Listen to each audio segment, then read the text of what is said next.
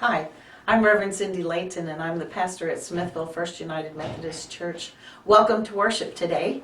As part of this video, you will hear the choir's special song for the morning, and you will hear me as I give the sermon. I hope that it blesses your heart. God bless.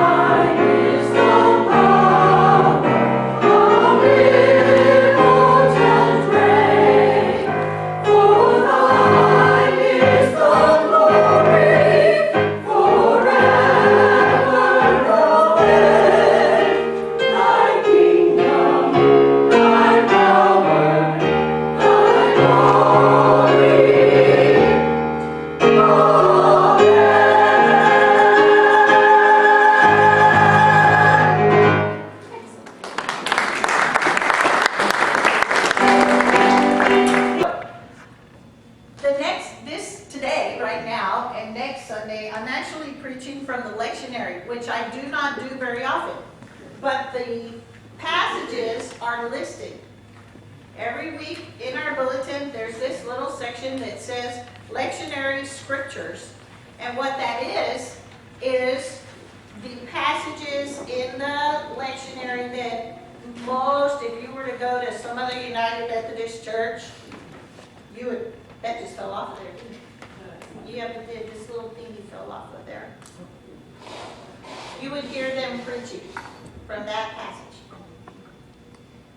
Okay, anyway.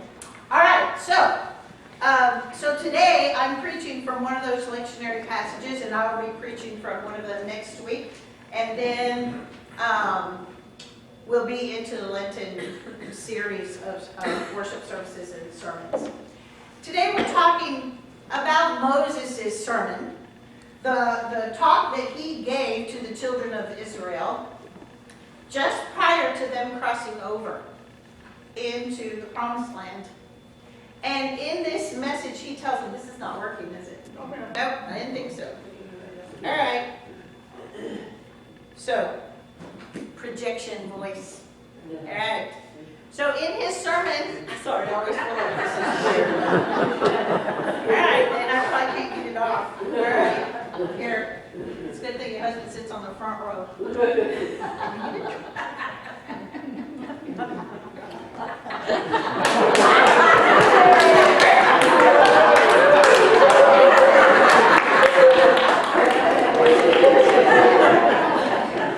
Alright, this is why the church is called the family of God. Y'all need to laugh at me while I'm having the technical difficulties. Alright, so back to this.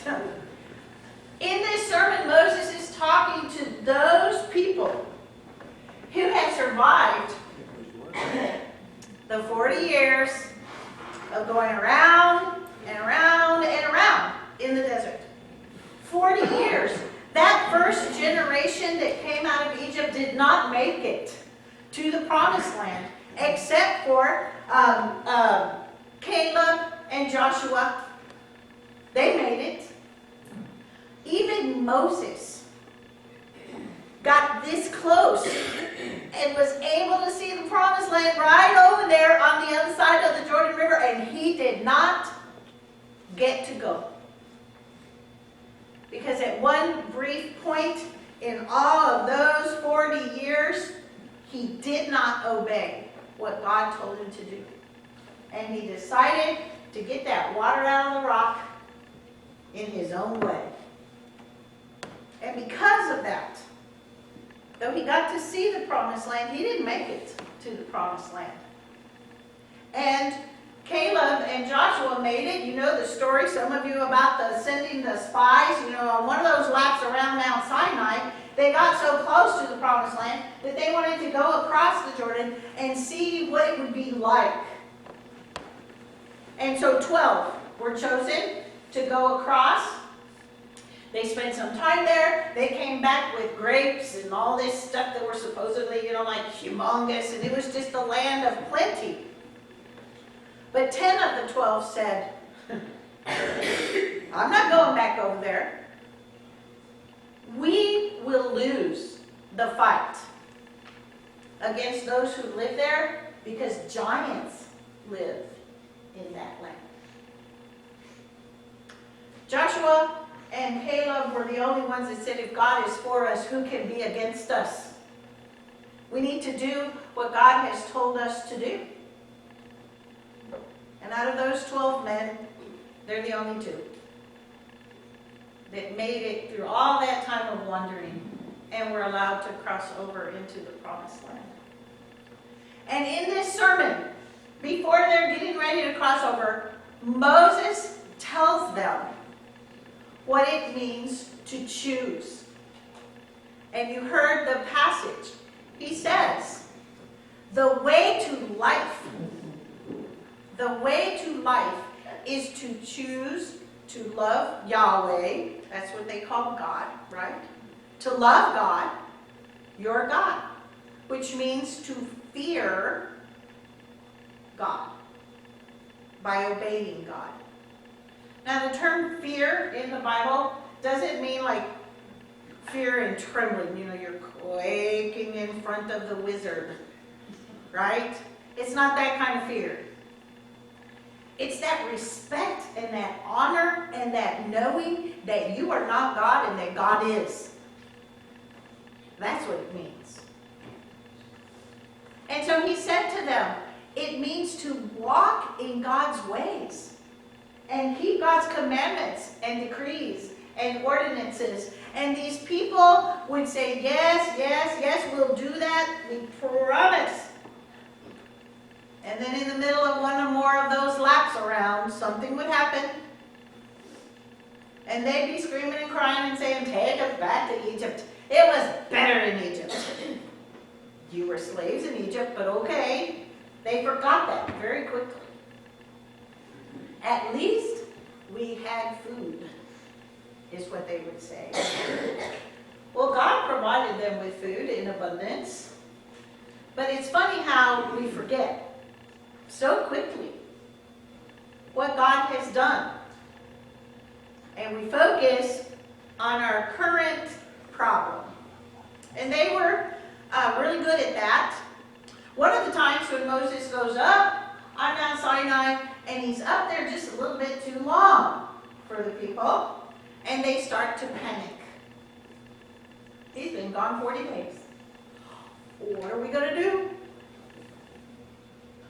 And so they gang up on poor Aaron, Moses' brother, and they convince him that they need to make their own God, that they can see. So they will have something to worship. And Aaron, unlike Moses, caves. He caves immediately. And they gather up all the gold that they had been given as they were thrown out of Egypt. And they turn it into a golden calf. You remember that story? Now, the old Ten Commandments movie that most of us grew up on isn't accurate about everything, but I think it got this part really well. Where Moses comes down, you know, his face is glowing. He's got those tablets in his arms, and he looks down and he just goes, what? You know, you can just see the shock, the dismay on his face. And he throws, remember? He throws the tablets down, and he doesn't mince words with them in the scripture or in the movie, right? that they are sinning because not only are they worshiping that God, little g, looks like a cow. Around here we'd be going, why are you worshiping a cow? We eat them. But, you know, they were worshiping this thing and doing it the way their pagan neighbors had done it. In ways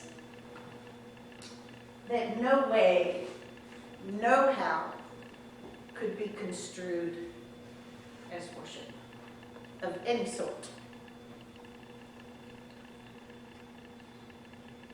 Those people did not make it to the promised land. They just didn't. Around and around they went. The way to life, according to Moses' passage that we read,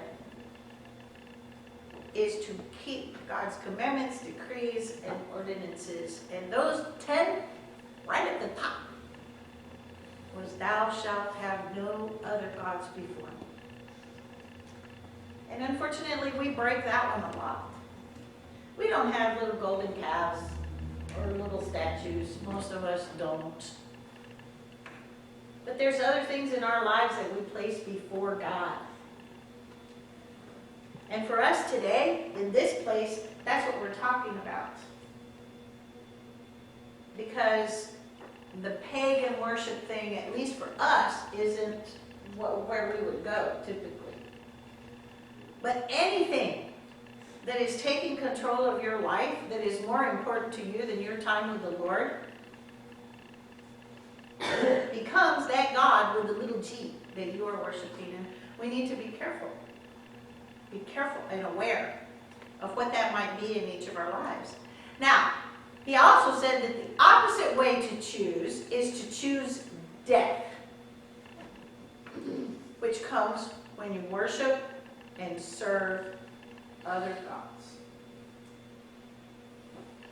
You know, he told them that because he knew what they had done. He had seen their capacity to go from worshiping Yahweh to worshiping a cow, just like that. And so he said, you must not, you cannot, you shall not worship other gods. If you do, you are choosing death. Life is this constant stream of opportunities demanding choices, right? We have to make choices day in and day out. Some of them are life-changing situations, others of them are just normal choices, but we have choices to make every day. And we can, according to this scripture that we read, we can choose to stand up and be counted, or we can choose to do nothing at all. We can choose to look evil in the face and say, that is wrong. Or we can choose to just step back and go our merry ways. Now, there are many different ways to take one's stand in life. And people have done it in many different ways. It's a Black History Month, right? Rosa Parks, she took a stand by refusing to stand up and give her seat away on that bus in 1955. She took her life in her hands doing that. She could have been just really in a bad place. But she did it anyway. And because she was willing to do that, she became known as the mother of the civil rights movement, even though I think she would have gone, no, I was just doing what was right and what needed to be done. Rosa Parks took a stand, and she chose life at that moment in time. She chose not to only stand up for herself, but for hundreds and thousands of millions of others who felt like they couldn't. Then Martin Luther King Jr. took a stand by incorporating peaceful resistance. That's what it was called. peaceful resistance into everything he did. Now, nobody is perfect, and there's been all kinds of stories, and but in his civil rights issues, he did what he could, and he did it peacefully. And when his people would come to him and say, you know what, if they're going to throw rocks at me, guess what? I'm going to pick them up and throw them back, and he would say, no, you're not. No, you are not. That will not fix anything. We have to love them into changing their minds. And that was his whole modus operandi, right? We'll just love them into changing their minds. They're going to realize that this is not right. And slowly but surely it started to change. And we need to take a stand today. We need to take a stand for what is right. And when you see something that is happening that you know in your heart and mind would make God sad or maybe even mad, we need to take a stand. That is choosing life. We have the power to choose life and good instead of death and evil. We have that power. And what Moses said to those people was, you have that power. You're going to either choose life and choose to worship the God who created you and the universe, or you're going to choose death and do all this other stuff. You have to choose. So each time we say something kind instead of something evil, we choose life. Each time we make a decision to choose to help someone who is in need, we choose life. Each time we forgive someone who has hurt us, whether they realize it or not, we choose life. Each time. Every time. Every time we do something because we know it is what Jesus would have us do, we choose life. That's what Moses told the people to do. Choose. Choose. And day in and day out, as the people of God in this town, in this area, in this church, we have choices to make. Are we going to choose what is life-giving, not only for yourself, but for others? Or are we going to choose what is death-giving? Jesus said, love the Lord your God with all your heart, soul, mind, and strength. Folks, that's with all of you. That covers it. With everything you are. Love the Lord your God, and then he said, and love your neighbor as yourself. When Jesus picked those, when they said, what are the two, or what is the most important commandment? That was the first one. Love the Lord your God with all your heart, soul, mind, and strength. That covered those first 4 commandments about loving God and not taking the Lord's name in vain. All those God-related commandments in the 10 Commandments. It covered those. And then he said, but the second one is just as important.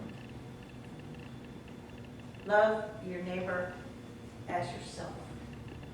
That covered those other 6, about not lying or stealing or coveting or bearing false witness, all of those, murdering, right? That covers the other ones. Because if you love your neighbor as you love yourself, you're not going to do those things to your neighbor. And so basically Jesus is saying, you know what Moses said about either choosing life or choosing death? That's what I'm telling you. Either choose life, which is doing what God has called you to do, or choose death. Decide. So when we do all these things to help others who are in need, we are choosing life. Thanks be to God. Amen.